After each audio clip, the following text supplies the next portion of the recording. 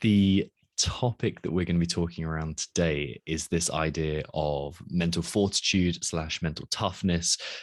We're going to be diving into the nuance on that for sure, because I love your point on this. And let's begin by outlining the problems and the challenges that athletes face when we're talking about what stoicism could solve. Yeah, I think that Bill talks about this really beautifully when he says that when we have not chosen to embrace hardship or seek adversity, what happens is we need things to be just right in order to feel okay. We have to be comfortable all the time.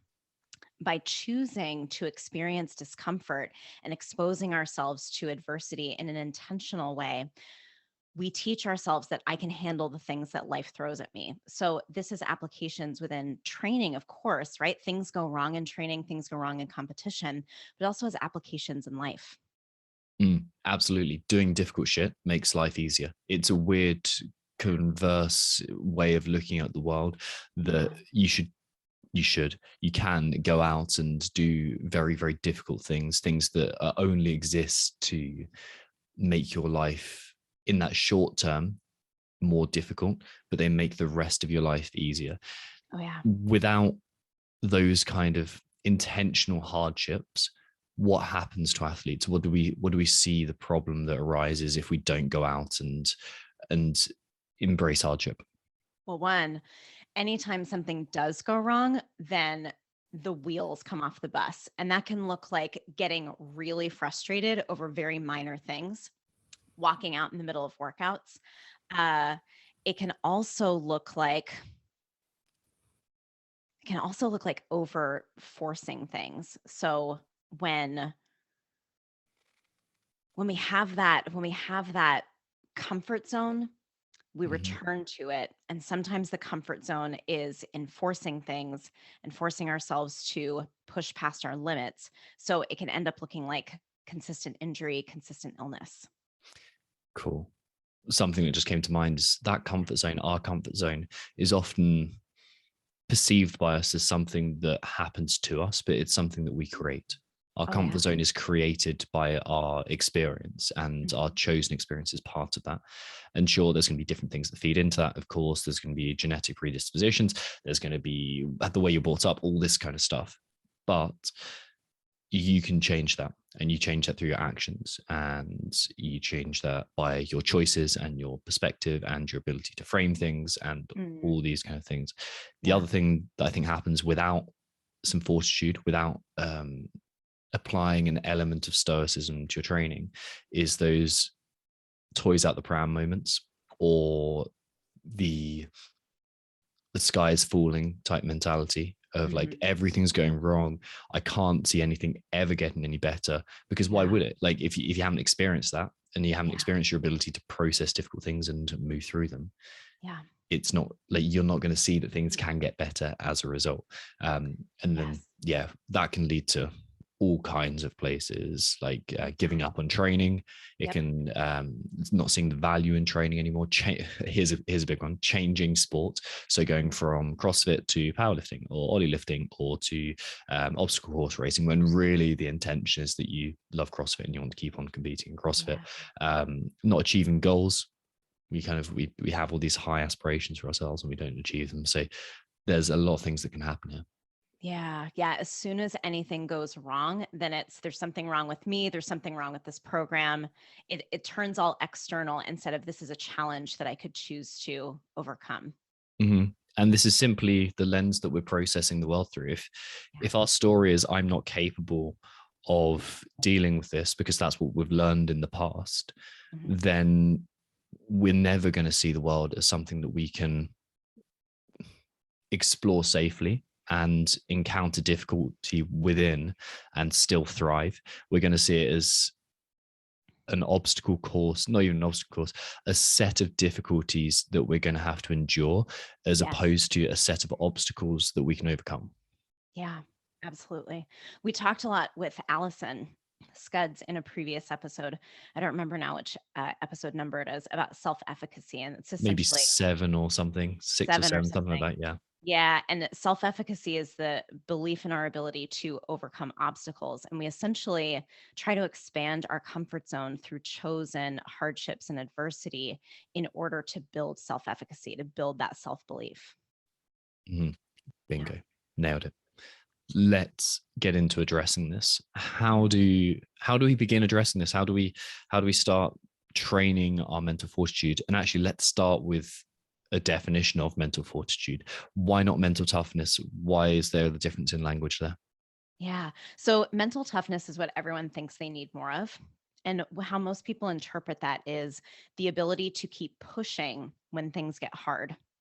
But in general, many of us are already really good at forcing, at continuing to push at something when it's pretty clear that it's not working anymore. So I like to think of mental fortitude instead of mental toughness, because mental fortitude is a state of mind that you can choose. It's about your perspective rather than about the things that you do. So having mental fortitude is the ability to view your situation as something that you can handle and overcome. Whereas mental toughness is often that kind of hard-headed, no matter what, this is the way that things are going to be or else. Yeah, I was very good for a long time at mental toughness. And the end result of that was burying my head in the sand, not addressing any of the problems that I had in my life and just Mhm. expecting them to get better without my help, or just committing myself to a miserable life. And that showed up in training as well. Like, okay, I've got this back injury, and that was my previous injury that stuck around for years and years and years and years. And I just thought, you know what, that's what's going to happen. Like, and I'll just be tough around training. I'll just grit through it. And like, my back hurts and freaks out in the middle of a clean. So what? I'll go for another set of heavy clean pulls, and Sure. that'll be great for it.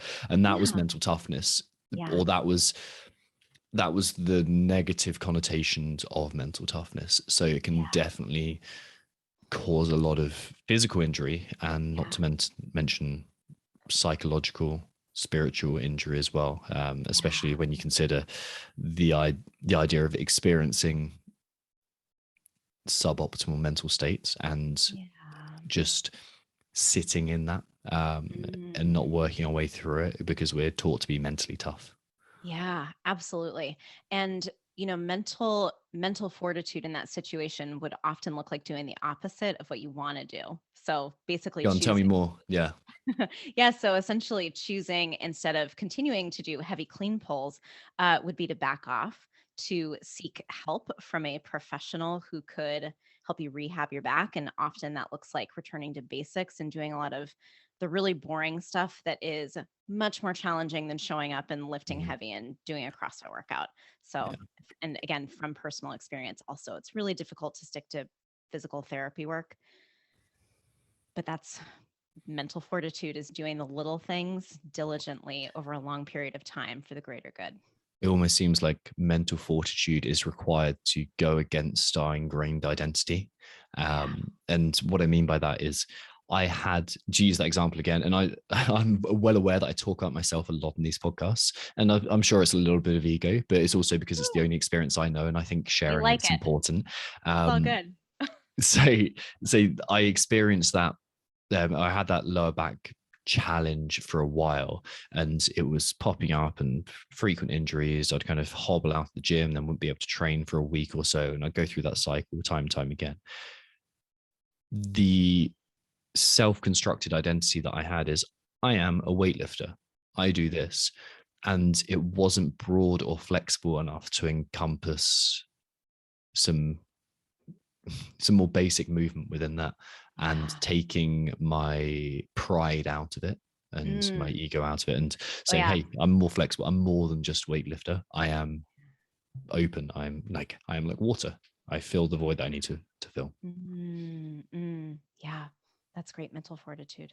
So Mm. mental fortitude is this kind of openness, this flexibility, this ability to go against ingrained patterns and to Mm. really find what is at the heart of the heart of the situation, what's going wrong, and actually addressing it. Whereas mental Totally. toughness is that grit. and Yeah. determination. I need more grizz, and like grizzing through is a phrase that I love. It's like I'm going to grizz through this and just Yeah. suffer through. Being good at Yeah. suffering is mental toughness. Mental fortitude Yeah. is that ability to be adaptive as well. Yeah. And you need a lot of self awareness for mental fortitude too. You can't just do it the way that you can grit through a workout. Yeah. And in CrossFit, we are taught that ability to just grit through, especially when we get to long chipper type workouts. It's like this Yeah. what we're taught. And especially people from a military background will Mhm. also encounter this as well. Yes. So when we get to overcoming this and moving through this, Mm. one point that we talked about in the podcast that the podcast with Bill that I'd like to bring up again here, but just because it's Yeah. such a useful tool, is this framing. Like, Mm. how can we frame our experience? And sorry if you hear dogs barking in the background, by the way. How can we frame our experience to tell a slightly different but slightly more true story? Mm. Um, Bill, in his books, The Stoic Challenge, really just described this like hanging a frame on a painting. The Mona Lisa isn't just stuck in some shoddy IKEA frame. It's got a beautiful ornate gold frame around it. And that heightens it. It changes the image. It changes the way you see the image. And the ability that we're developing as athletes and coaches and humans is this ability to see a situation and put a different frame around it. Because right now, maybe we've got a frame that is that shoddy IKEA £5 frame that we just kind Yeah. of we got handed down essentially. And Mm. maybe it's time to create a new frame. Yeah. And where I'd like to go with that, it's actually, do you have anything to say about that before I ramble on? I was honestly just going to ask you a question about that. Go for it. Yeah. What are we framing in that analogy? Are you Mm, framing a belief? Are you framing like your life choices? I think we're framing our subjective experience. Mm. And by that, I mean, what are you processing? What are your thoughts, your emotions, your sensations, your actions in this, the results you're getting, your valuation of those results? So you're framing all of that, like everything you see, think, and feel is Mm. what you're framing with that. So Mm. one of the useful, and I think the one that works best for me Yeah. is this storytelling frame. We're captivated by stories. Like, Yeah. we spend trillions of dollars per year on seeing stories, experiencing stories. Um, it's what we're all doing. We tell stories all day. It's one of the things that I suppose characterizes a lot of campfire style experiences. Like, Mm. we go around, we share stories. It's how we learn from each other. It's how we exchange data. So Yeah. this idea that everything is a story is Mm. really really Mm. important, and we can use this. And maybe the story that we're telling ourselves right now is that these things are happening to me, these things, and I'm just a victim in this. Mm. But what about if you're the hero? What Mm. about if you were um, the the main character in this story? Mm. And if you were going to construct a film, a movie to portray your life, and especially if you're looking at someone else's, you wouldn't see the negative things, the setbacks that happen to you, as just purely negative. You wouldn't see them Yeah. as terrible experiences. You'd see them as those essential setbacks that had to happen in order Mm. to move forwards. So the storytelling framework is putting yourself in the position of the director, I suppose, and thinking, how would the ultimate hero, this best version of myself, view this event in Mm. if it was going to be made into a film? What would make this interesting? What's the thing they could learn? What's the character skill that this person, myself, could Yeah. develop through this experience that they wouldn't be able to experience it without? Like, the Yes. scenes in the movie for a reason. Yeah. Yeah. Let's use it. What's the unique opportunity being presented to me? Yeah, exactly. Yeah. Exactly right. Yeah. Are there any other framing techniques that you use, Rachel, or that you see that are useful within athletes' lives? There's a lot of he talked a little bit about defining success and failure, and I think that that can be a really useful framing technique as well. So thinking about the role of failure in our lives, very similar to what you're describing with the storytelling aspect, is each time we miss a lift, each time a workout doesn't go as planned, it's an opportunity to learn something and get better. It's not a judgment on our character or a life sentence Mm. of, of failure. It's simply an opportunity to learn. I think, too, returning to success, a lot of times our definition of success is incredibly narrow. We don't really realize that we're doing that. So we show up for a workout. We have sort of a subconscious expectation of how that workout is going to go, how an event at a competition is going to go. And when it doesn't go as expected, we can get really upset and reactive and call it a failure. But if we learn to define success very consciously, we have more opportunities to find ways of creating a positive story for ourselves to frame any type of setback through. Does that make Yeah, sense? yeah, absolutely. And isn't it Yeah. interesting how we don't consciously arrive at that decision of what our success is going to Yeah. be, and it's just this thing that you're like, oh, I didn't expect it to go this way. Like, Yeah. how did you expect it to go? Oh, I don't really know.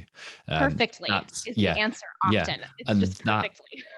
or in like, so there's the perfection side of it, or there's the also the individual who doesn't believe that they can do anything at all and they're not going to Yeah. get anywhere, and Yeah. then results start going otherwise, and then Yeah. it's like, oh wait, that's not how it's supposed to go, and that creates overwhelm, and then that Oh, creates yeah. I frustration of don't the belong results. here. Hmm. Totally. Yeah, Yeah. exactly right. So when it comes to training mental fortitude, framing is a great technique to do that. Like, what's the frame that you can hang around this? Another one is the challenge. So this is a gauntlet that's being thrown down to me by the Stoic gods, is how That's right. Bill presents it. He's in his book, he talks about the ghost of Seneca Yeah. visiting him, and that's really cool. And then the other way of framing this as well is like the obstacle. Like, this is an Yeah. obstacle on an obstacle course. Like, let's find a way to overcome this. Let's use this. Let's use this as an opportunity to better ourselves. Yeah. How else, Rachel, can we train our mental fortitude? How can we become a more stoic athlete? Ooh, well, we've talked a little bit about the necessity of building self awareness. So we have to be aware enough to recognize our emotional reactions to things and to question them, not just to say, I'm angry, therefore I'm going to be angry. It's I'm angry. Why am I angry? What's actually going on here? Can you tell me a little bit more about that, please? Sure. So we can use that example of a workout not going as planned. Athlete has an unexpected setback in a workout and they feel anger. It's really easy to just kind of lean into it and become captivated by the story that we're telling ourselves around that anger and viewing it as fact. Feelings as fact are a common cognitive distortion. We can instead choose to observe the anger from outside of it and say, okay, I'm angry. What is it exactly that I'm angry about? Why am I angry about that? Why did it create so much anger? So asking ourselves why 7 times is one of the cool techniques that you've brought. That awareness and observation is really important for building mental fortitude. You can't protect your mental fortitude without knowing what's going to assail it. Really nice. So Yeah. that's the testing phase, and Yeah. the testing phase of the Mindset Rx method. It also Yeah. fits really nicely into the 4 A's of change. First one is Mm, accepting the situation and that we need to change and all that kind of stuff. The second yeah. one is awareness. The more Mm, awareness that we can shine on a problem, the more likely we are to see the solution. yes. Albert Einstein famously said that if he was given, I think it was 24 hours to solve a problem, he'd spend 21 hours thinking about the problem and 3 hours trying to find a solution. And Mm, it's like we need to shine light on what's standing in our way often. And mm, that can be done through becoming more aware of our mental state and seeing it not as something that we are and that something is absolutely true, but something that we feel and we sense. yeah, absolutely. Mm. Cool. So the second point then, how would you sum that up actually? How would you sum that up in a neat phrase? So the first thing we can do is reframe. How would you reframe how would you frame this? How would you describe this second point here? Which second point? Sorry. So what we're just discussing here, How Yeah. would you describe that ability? Is kind of first thing we need to do is learn to frame things, and then Mm. second thing we need to do is develop this ability to see experiences as something other than ourselves, to create distance. Yeah, to witness what's Yeah, occurring, nice. and essentially stand outside of it. Yes. So to witness is the second point. Very Mm. nice. The thing that I'd like to go into next, and I Yeah. think a very important step in this, is what we've been talking about already, which is going out of your way to do intentionally difficult things, Mm. starting your days with difficult things, quarterly going out or seasonally going out and doing difficult things, annually doing a more risky potentially but intentionally difficult thing. Mm. And what this does is it expands that comfort zone, and it also expands our realm of confidence and competence too. We're never going to learn more than those moments that we are truly pushing our limits. So the way that I personally put this into my life is I choose things that are going to confront the story that limits me. So Mm. this is when we're talking about the Mindset Rx method again, because Yeah. it works and it's what we use and what we do every single day. What we But coach. Yeah. what we coach, yeah, and what we've shown works and what we see works. But the way that this can get very practical is if I figure out a story that is limiting me, Yeah. that's a problem, then I can, so that's the first thing. I test it, then I aim up, okay, create a new better vision of success. So I find some presence around this, so I'm not falling into those mental ruts again. And then where we get to proof is those intentional hardships, those difficult things that rewrite that narrative. So if I have a narrative that's I'm a weak athlete, Mm. I spoke to an athlete the other day who's like, I'm a classic ectomorph, like, and I can't get outside of that. Like, it limits my strength and that kind of thing. And what I explained to him is that we need to go outside and do things that confront that story. So Yes. on a daily basis, maybe that's his training, but really reinforcing to himself, like, hey, you know what? I got under a barbell that's heavier than most people could do, and I'm improving as I go. So Yeah. that's rewriting the story, and that reinforcement's really useful. Mm-hmm. Second, the second thing there is like, okay, quarterly, maybe I can do a check-in and start a new program. Maybe that's the thing. And then annually, maybe I enter a meet, something, a weightlifting meet or a powerlifting meet, something that really pushes me outside my zone, my comfort Yeah. zone. Can you You know think what I of? love? Go on, sorry. You know what I love about that is it's very organized. So it's not scattered and done every couple of months, just kind of haphazardly whenever you think about it. It's what's the story I want to confront? And then you create a plan around doing that in a consistent way because it does take consistency to rewrite those stories. Yeah, and Bill brings up a brilliant point there. It's like, so what if I fail? Mm. What if I hit these points, and or what if I go to these challenges and I don't succeed? Well, it's a wonderful thing in his words, because you just proved that you can fail and still be okay. Yeah. And that's a lesson to learn. So we either win or we learn, right? We either Yeah. prove the new story or we learn something about ourselves that we wouldn't have learned without it. And that's Mm. where the value of intentional hardship comes into things. Yeah. Absolutely. Yeah. Are there any ways that you have in the past, I don't know, few years, used this around your training or around Yeah. any mindset challenges that you faced? Yeah. So I think I talked last time about entering a competition for a 2K row, joining a lot of actual rowers, of which I am not, and rowing a 2K for time in front of an audience out on a floor for a kind of meet. And the reason I entered it is because the story that I'd been telling myself for so long, subconsciously, I realized was I'll never be good at rowing. It's not something that I feel like a badass at. Mm, So I entered into the competition, not so much for the competition itself, but to force myself to diligently train for something, to like stick with it beyond, the initial like gusto phase of I'm going to work on my rowing now. So it was something that I had to follow through with because I had a competition coming up at the end. And it was really within the training that I felt the mindset shift that I was looking for. It was in building presence in my ability to stick with something and to also see myself improve at something that had taken me a really long time to see any improvement with. nice. And then Yeah. how did that story shift? Like, who did you become? How did your beliefs shift around this? Yeah, I mean, it's continuing to shift. I find now when a rowing workout comes up, I'm no longer afraid of it. I no longer have stories around I'm going to be last, this is going to be awful, I'm going to feel bad. I have now the competence on the rower to feel confident getting on it. So that's where this gets so interesting, because Yeah. we can start off with a superficial goal. And Mm, by superficial, I don't mean meaningless, but I do mean surface level. yeah. It's like the outcome that you want to achieve, which is Yeah. like, I want to row quicker, or I want to put on X kilos of muscle mass, which is where I am right now.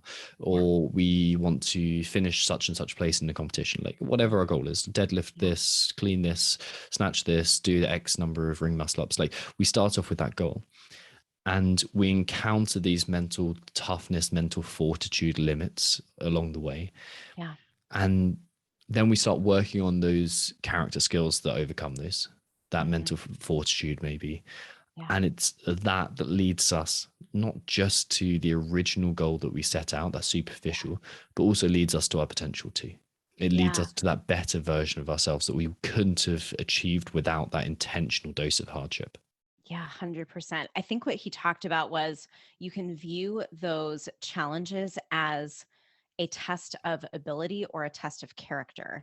And one is short term, the test of ability, and the other is long term. So one of them is an outcome that you get after a certain amount of time and effort.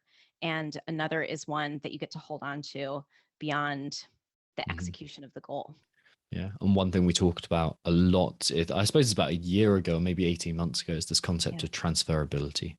Like, Yes. what we intend to do at Mindset RX, and I suppose what any good mindset practice does, Yeah. is apply not to just the domain of your goals, but to who you are as a person, as an individual, as like the character that you display. And it's that that's really worth training, because that's your Yeah. reputation with yourself. That's who you Yeah. are. That's your belief, and that's the lens that colors your entire experience. So let's Yeah. work on that. Yeah, I wanna highlight what you just said, your reputation with yourself. That's Mm. something that you can't fool anyone about because it's you and you know. Yeah, Yeah, exactly. And yeah, that is a huge thing. I actually wrote about it in today's Quad Shot of Brain Gains, sweet. our weekly newsletter, which you can sign up for on our website. Um, that's, yeah, it's a useful Well thing to done. be. I should have done offer codes and all that kind of stuff, but that'd be far too much organization.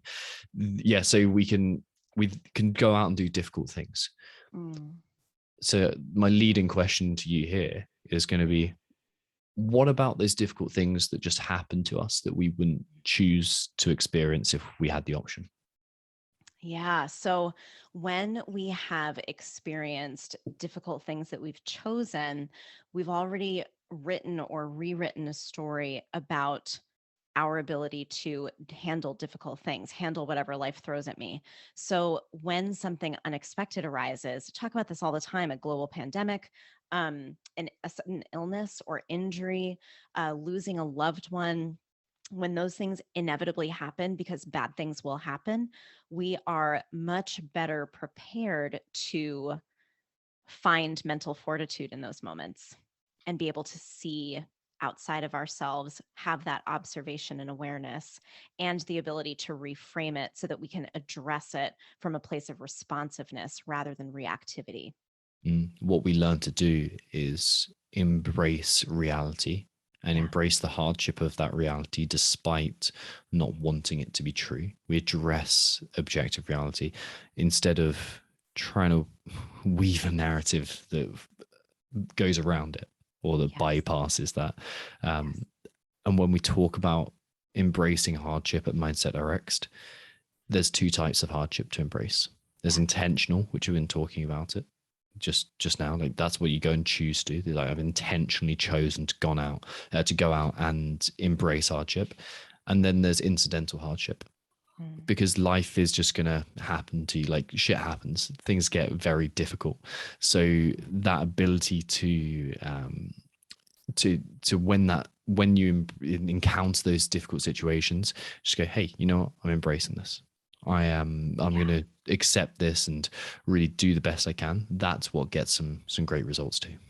Was it just last week where we were talking about oh, this terrible thing happened. Good. Right? Exactly. It was that last week. Yeah. Exactly. Yeah, we embrace hardship. Like we need to bring those t-shirts back. Yeah. Yeah, we need to get those embrace hardship t-shirts nailed down. I should have put mine on. I have one. Mine's worn out. I've done so many burpees in my embrace hardship t-shirt that the embrace That's hardship my is fault. worn out. Sorry. Yeah, yeah. I'll be blaming you for that. What else can we do to train our mental fortitude, Rachel? Ooh, what else? I mean, you're choosing hardship. Did you have anything in mind? Well, we spoke about a few things before. You spoke about exquisite control. You spoke Ooh, about yeah, emotions. candy. You talk about recognizing lazy Bill. Yeah. Let's talk about, I just want to requote Bill Irving here. Um, we have exquisite control over ourselves. We don't really control anything else. So, Mm, exerting that exquisite control over ourselves is a really beautiful thing. And one of the ways that we do that is in learning to recognize and accept our emotional responses. So Bill talks a lot about like negative versus positive emotions. So I do want to dive into that a little bit if you're ready. yeah, go for it. Let's go for it. Yeah, sweet. So I personally don't believe that there's any such thing as a negative or a positive emotion. Emotions are just emotions, feelings are just feelings, they happen, and we don't need to assign a moral value to them. An emotion that leads to non-serving behavior is one to pay close attention to and to learn to regulate more carefully, to exert exquisite control over. Emotions that don't lead to non-serving behavior are fine to employ and enjoy. I think the emotional value thing is really interesting because at Yeah. the fundamental level, it is just sensation. And that's Yeah. something you learn through meditation. That you when you really get adept at meditation, you stop categorizing things as good or bad, Yeah. and you think, okay, this is really at a fundamental level. What you're doing is you're recognizing, this is dopamine. This is how this feels. This Yeah. is serotonin. This is how Yeah. this feels. This is cortisol. This is how this feels. Obviously, you're not Yes. kind of categorizing it like this, but you're like, oh, that's the sensation that I feel in my heart. That's the sensation of breathing. This is the emotional feeling of tension. This is whatever it is. Like you sit there and you recognize that, and that Mm, gives you that distance between you and your emotions, and yeah. therefore it's back to that Frankl quote: between stimulus and response there's a space, and within that That's space right. is your freedom. Yeah. So it gives you your freedom, that ability. But emotions are also good indicators of success as well, or Mm, what actions will lead to success as well, because there's an yes. evolutionary reason they're there. And that's to say, hey, you're on path or you're off path a Yeah. lot of the time. Sometimes Yeah. things get squirrely and mixed up, but those things happen. Yep. So, We're all but human. yeah, but paying attention to them and seeing them as just purely emotions and not something that is utterly controlling is the path to your freedom here. Yeah, absolutely. I want to talk about anger in particular because Yes. I think it's misunderstood in a lot of ways. Anger is an emotion that arises when a boundary has been crossed. And we may be crossing our own boundaries through our behavior. We may be letting other people cross our boundaries. We may also have a skewed view of boundaries that needs to be addressed. But when we experience anger, we want to think what boundaries of mine are getting crossed, who's doing it, and why am I letting those boundaries get crossed? I can remember specifically, actually, shortly after starting Inner Athlete Performance Camp 17.3. Any of my, Whoa, any of that my, I long know, ago. Yeah. old, yeah, 17.3. Someone cut me off in traffic and I got really mad. And behind the wheel, I am not myself. No one is. No one is. No one is. But I became really angry. And because I had just started mindset work, I was being very cognizant of my emotions. And I had this moment where I was like, what is happening inside of me right now that I'm so mad about this? The person is gone. Nobody got hurt. Why am I upset? And what it came down to is the story I was telling myself is that person disrespected me. And I was so angry about it because I felt disrespected elsewhere in my life. So it was this nice little highlight of, oh, I'm mad about this thing that happened right now, but really what's going on is I'm mad about something else. And this is just reinforcing the story that I'm telling myself. So it gave me a nice indicator of something else that I needed to change in my life. Yeah, if you're aware enough, it does link back into that, and you start questioning those whys. Okay, it's back to Yeah. as many whys as you can ask, or 7 whys. It's like, oh, I'm angry. Why am I angry? Because this Yeah. person cut me up. Why does that make me angry?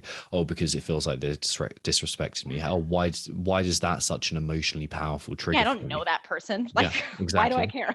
Yeah, and there's this also the unfolding of the belief, like this is how the world should work, this is my plan, and then someone gets in the way of that, that causes negative emotion too. So Oh, yeah, like for sure. combined with those two pieces, like that's really cool. Yeah. Mm. Talk to me about learning to recognize your own version of lazy bill and then Ooh. teaching lazy bill to aim up. Yeah. Lazy Bill, I think is a bound nature that all of us have. I don't think that it's escapable. Every person on the planet is wired to, in some way or another, seek comfort. So when I am in a workout and I'm in that bargaining mode. So I'm like, okay, I don't have to do all these reps. Like it doesn't matter, right? Mm. Like, nah, it's fine. I can just like do what I want, take it chill. And sometimes that's the appropriate thing for me to do. I'm an aging athlete, and I need to take really good care of my body and my mind. But oftentimes it's coming from a place of just fearing some discomfort. And so recognizing that comes from listening to the specific thoughts that occur because we have thought patterns. So everybody's lazy bill speaks to them in a particular way, and you can learn to recognize when that particular bound nature is speaking to you. They're also emotional, and I'll bring this back. Emotions change your physiology. So when you experience a particular emotion, for example, fear of discomfort, your body will feel a certain way. It's an indicator of a specific hormonal component coming into play. So you can learn to recognize thoughts, how your body feels, what emotions you're feeling, and then notice behaviors as well. Once you have that kind of profile built in your mind, you learn to recognize when it's arising, even when it's very quiet, even when it's very quiet and just beginning. And then you can learn to very intentionally and consciously do the other thing that you want to do the Nice. opposite.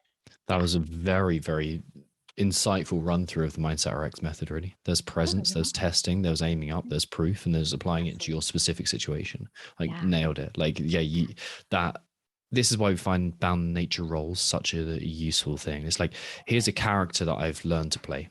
Here's Mhm. a role that I've been auditioning for years now. And it's like this is the set patterns that this person would follow. These are the thoughts they would have. These are the emotions they would feel. These what they perform. This is what they would be aiming at. This is how they'd feel. This is the story that they believe. This is what upsets them. All these kind of things, and that becomes this kind of like we over identify that and we with that and we think it's us, and then Yes. suddenly it is us and we can't Yes. see the separation. But this is Yeah. just a role we've learned to play, Yeah. and we've got to learn to step outside of that. Yeah, and folks who have experienced being in a workout and feeling like, "Oh my god, I felt amazing during that one." And then you could do the same workout 6 months later and you feel like a completely different person. That's likely bound nature at work. Mm. Yeah. Very nice. Very nice. I think the last thing that I'd like to do is wrap up, unless you have anything else to discuss before we start I wrapping think things up. we covered everything. Yeah, Yeah. we got everything Yeah. from my Wrap end. it. My my wrap up is going to Oh, be books to start on. Like the wonderful thing about Stoicism is that there's some fantastic resources to get through. Before I get to books, probably want to mention Tim Ferriss and his TED Talk Fear Setting. mhm. Really great TED Yes. Talk that is so important and so useful that we use a similar version in some of what we do as well. It's a really good place to explore fear setting and stoicism. But there's books as well. Are there any that come to mind for you on the book front? I mean, a personal favorite is The Obstacle is the Way by Ryan Holiday. That was not the way that I was introduced to Stoicism, but it was one of those books that was recommended to me multiple times. When I finally read it, I was like, "Oh, I get it. Yeah, this is Yeah. really good." Yeah, Yeah, it's written in such an accessible way as well, it with is. such relatable stories. Yes, Yeah, absolutely. Ryan Holiday's work is great. Like if I look behind me, I can see Courage is Calling, which I still haven't started, which is his newest book. Oh, But sweet. that's yeah, somewhere in the horizon for me. I'm sure that would be fantastic. There's a Yeah. few other places that very kind of obvious books to start. The Stoic Challenge Mm, by William B. Irvin. That's a probably good place to start. Meditations by Marcus Aurelius. If you're oh, yeah. looking for like the original text, incredible because it's the personal diary of the Emperor of Rome, the most powerful man in the world at that time, and it's his personal diary. And you see that oh he's struggling with the same things that I struggle with, Yeah. and humans are very much the same as they were 2,000 years ago. Yeah. So that's really really cool. There's the Tao of Seneca as well, which Mm, is some stories, some letters written by Seneca, again an ancient Stoic who embodied this philosophy so well, and they were produced for free by Tim Ferriss, which is pretty cool. And then a very applied book that I'm reading at the moment, The Diving Bell and the Butterfly, by I can't remember his first name. I'm going to call him Monsieur Booby because not Booby but Borby. Um, was a fantastic read as well, and it's about this guy who I can't remember how he had a what's termed as a massive stroke, and he ended up with locked-in syndrome, which meant that he wasn't able to communicate except through blinking his left eye, and he managed to dictate a whole book, and through just blinking his eye through this alphabet that he'd developed, and it's an mm, incredible read. Like truly, it's beautiful. It's not the most uplifting book initially, and it's hard work, but it's like this is applied stoicism, and if you mm, want to gain some perspective of this is what a truly truly difficult life is, mm. it does that to you. And that's not to invalidate individuals own suffering, because the worst thing that has ever happened to you is the worst thing that's ever happened to you. So Yeah. that's I completely understand that, but it's that ability to step outside and see what someone with a really really difficult life and how he overcomes that and how he finishes in quite a stoic and optimistic way is a Mm, really beautiful process to witness. nice. Yeah. So points, how do we become more stoic, and as an athlete, how do we become a more stoic athlete is we learn to frame things, we Mm, develop our framing skills, we learn to witness our emotions rather than getting wrapped up in them, we do difficult things, and when difficult things happen to us we embrace that hardship, mm, we exert exquisite control over our experience, yeah. we recognize those emotions and we aim up. Love That's how it. we become a more stoic athlete. Yeah. Simple. Simple, simple, simple.